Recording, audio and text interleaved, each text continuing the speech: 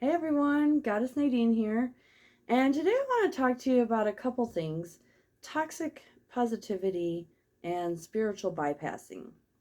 When I first heard these phrases, I was like, you know, I feel like, and I imagine other people who are practicing manifestation, that feels kind of like a pushback against the practice of manifestation, right?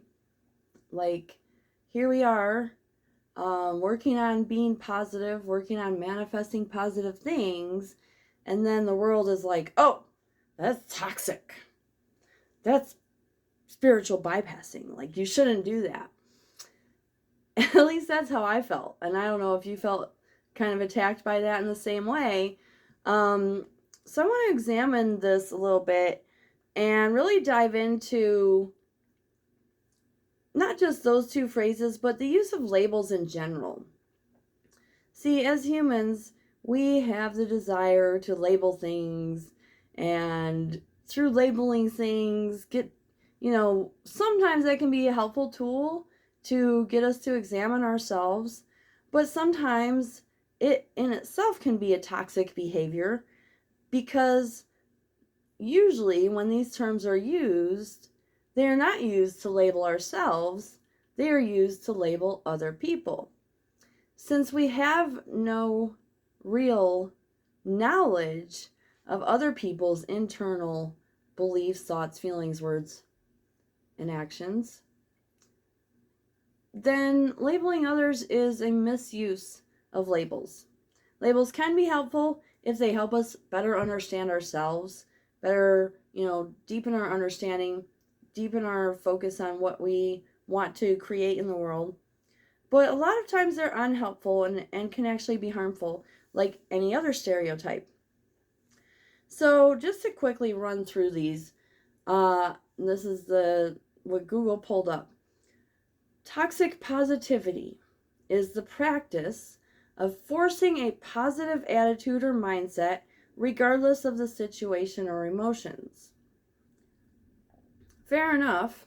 Yet, if we're practicing conscious manifestation, then we do want to consciously strive to keep ourselves in a positive attitude, keep ourselves in a positive mindset, correct? So, when it becomes a problem is when, um, let's see, here's the list, right? It can involve dismissing or invalidating negative emotions, expecting encouraging statements to minimize painful emotions, pressuring others to be unrealistically optimistic, feeling that being occasionally unhappy is shameful or abnormal, brushing off problems rather than facing them, hiding true feelings behind feel good quotes, minimizing other people's feelings, and shaming other people when they don't have a positive attitude. So we can see a clear difference here between there's some on this list that are internally directed, there's some on this list of behaviors that are externally directed. We want to stop any externally directed behaviors except where it comes to setting boundaries. If I'm practicing positive mindset, positive attitude, for example, I don't need my family or friends around me constantly pointing out the problems. That's not helpful. That doesn't help me change my circumstances. It doesn't help me change my emotional states. And when you're really deep into this practice of conscious manifestation, you recognize that you need to set boundaries of what kinds of concepts and beliefs and feelings you allow in yourself and in your life, and coming into your subconscious through your ears and your eyes. So a lot of what people label as toxic positivity is actually just genuine practice. The biggest one here, I think, is the feeling that being occasionally unhappy is shameful or abnormal. No, it's not. Um, it is completely normal to, when you're learning any new skill, to fall off the wagon, to not successfully do the thing every single time. Um, And emotions really are a skill. Contrary to what most people believe, emotions are learned responses to stimuli. And when I say that, I mean, there's been research done. I don't really want to know exactly how they did this research, but on babies. They have tested babies to see how they react to things that normal adults react fearfully to, like snakes, spiders, I don't remember, there's like a whole list. They found that babies only had an adverse reaction, in other words, a fear reaction, to two things naturally. And those two things were fear of falling and loud noises. Now, somebody told me that they put baby to test the fear of falling, saying they put babies on a floor where, there was glass over cut out of the floor, and the babies wouldn't crawl across the glass. Makes sense to me. Babies have no, most babies don't have that good of depth perception anyway. So, as infants, we only naturally have two fear responses: startle to loud noises and fear of falling. So all of these other fears, which produce the negative emotions that we experience as adults, all of those things are learned responses. And we learn them in a variety of ways, but the key thing is that since they are learned, they can also be unlearned. And when you are practicing learning new emotional states like happiness, joy, creativity, peace, all of these different positive emotional states can be learned. When you're practicing learning these, of course, you want to keep yourself on track and continually practice them. And there are methods and ways to do that I teach, to literally reprogram our biochemistry. Completely possible. So that is the biggest thing on this list, and that is completely under a person's own power to do.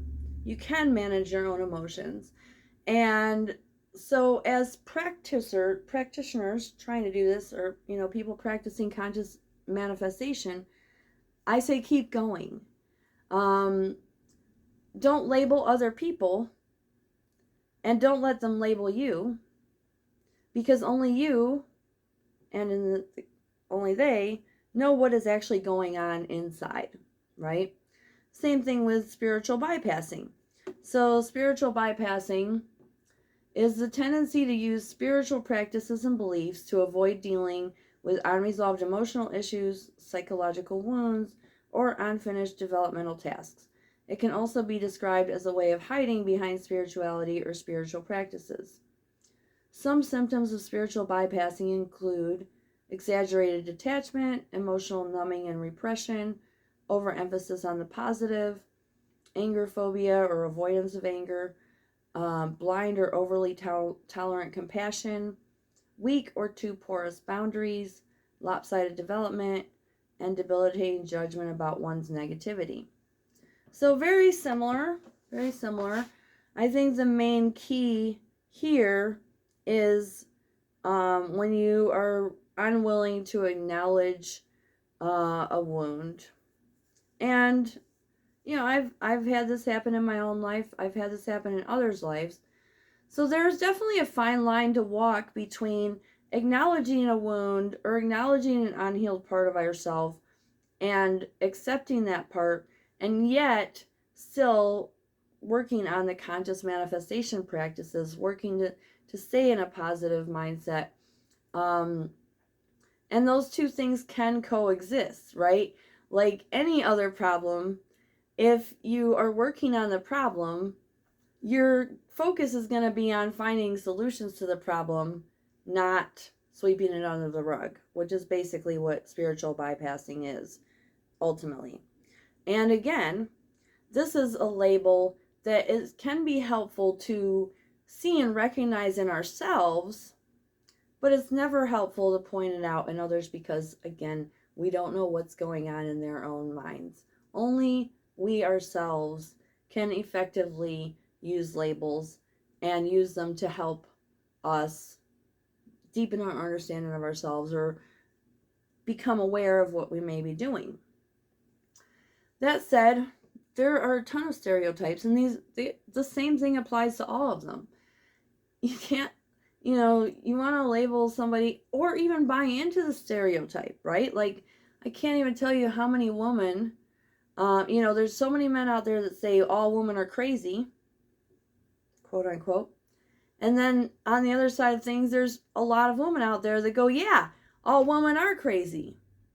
Well, they're telling you what they believe, right? They're telling you what they believe about themselves or about others, which may or may not be true.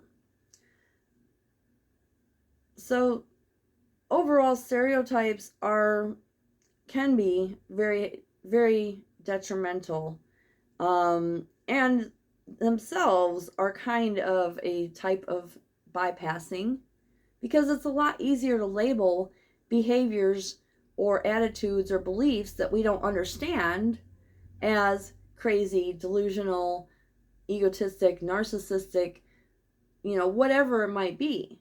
And there has been a epidemic of labeling going on, in case y'all haven't noticed. Not just the toxic positivity, not just the spiritual bypassing, but calling people narcissists, calling people empaths, there is a ton of labeling going on.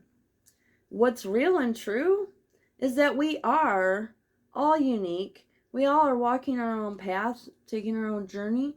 And the truest key that I know is to practice compassion, both for ourselves and for other people. And seek to understand ourselves, seek to understand others with that compassion, rather than through a lens of labels.